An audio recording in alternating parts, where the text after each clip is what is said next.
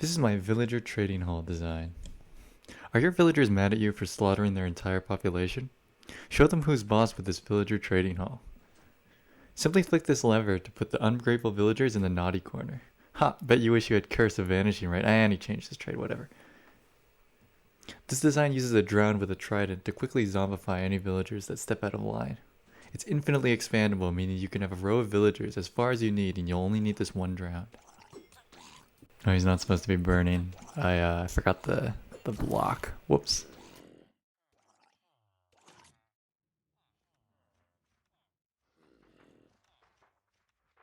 To build, start with this basic villager module. It requires 22 blocks, a sticky piston, a redstone torch, a lever, 6 pieces of redstone dust, and a villager and workstation.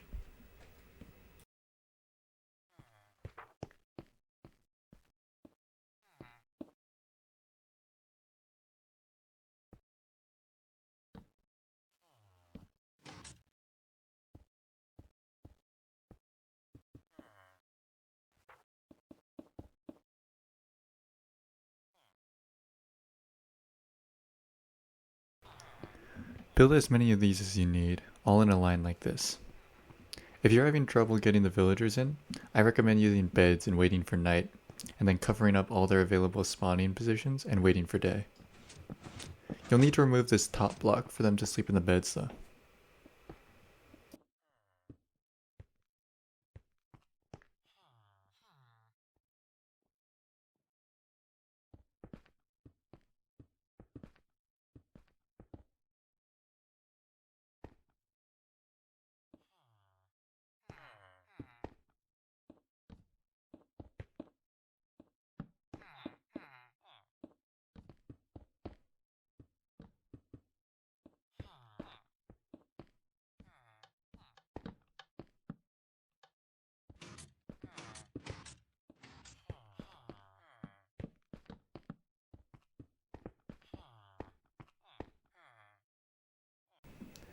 Now we'll build the drowned minecart system. Place the first powered rail 6 blocks back from the third villager cell.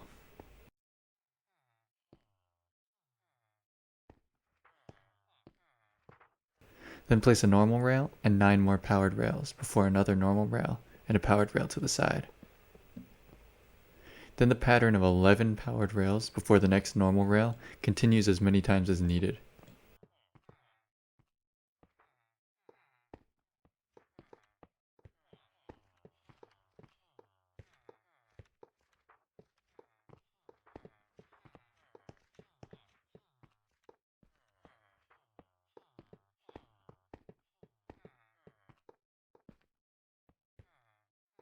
Next we'll place blocks next to the sideways rails and run a redstone line to them like this.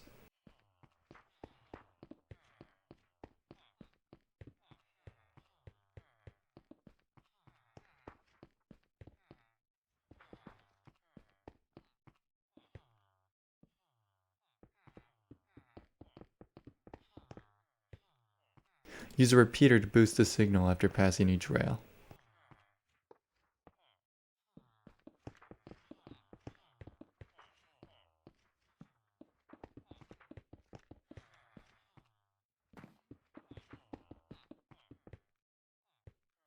Then we'll make this line of blocks on the other side of the rail.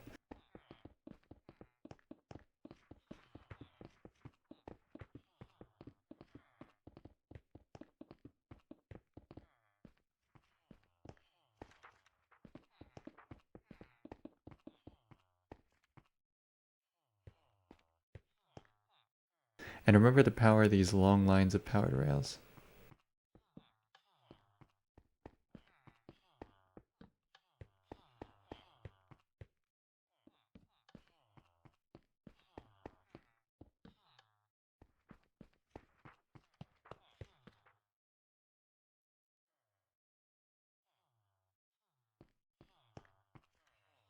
Now we can run these arches that connect the top redstone to this line of blocks down here. Each arch is constructed 2 spaces from the rail junction towards the front of the design. Redstone on top and repeaters down here to boost the signal and act as a diode.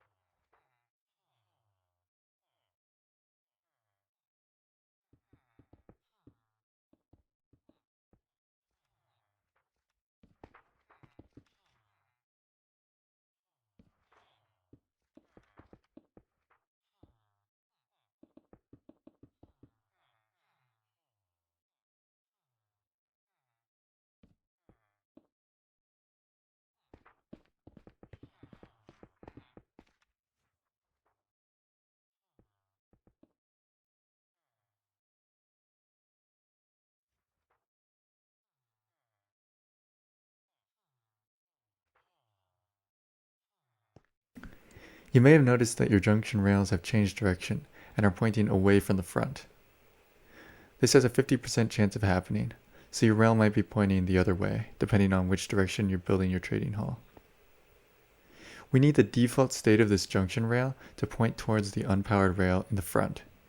So if your rail is pointing in the wrong direction like mine is, we'll need to invert the signal from this block line.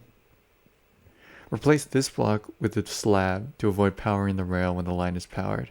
Then place a redstone torch on the back of the line, with redstone feeding into the block the junction stands on. Remember, you should only do this if your rail is pointing in the wrong direction by default. If it's already in the right direction, then keep the solid block and don't add the torch.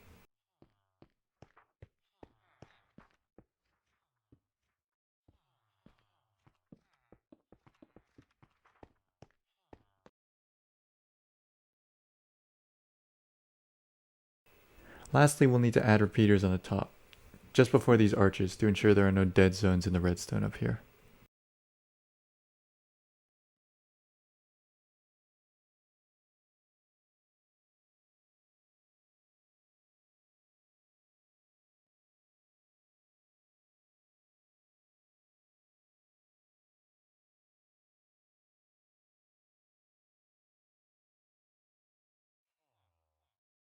Now we can test the design with an empty minecart.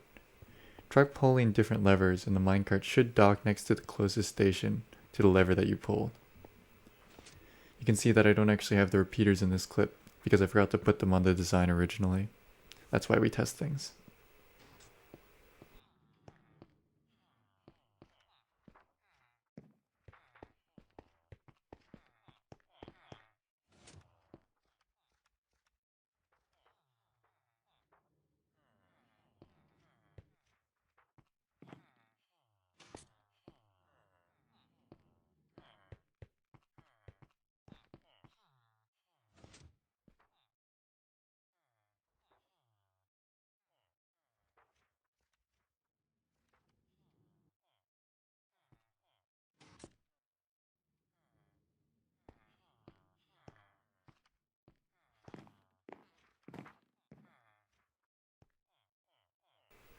Once you're confident that the system is working, the last step is to find a zombie that can pick up items.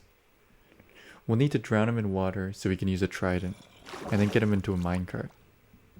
Alternatively, you could find a drown that already has a trident, though you'll have to name him so he doesn't despawn, and I also find it easier just to give the drown the trident after he's already in the minecart.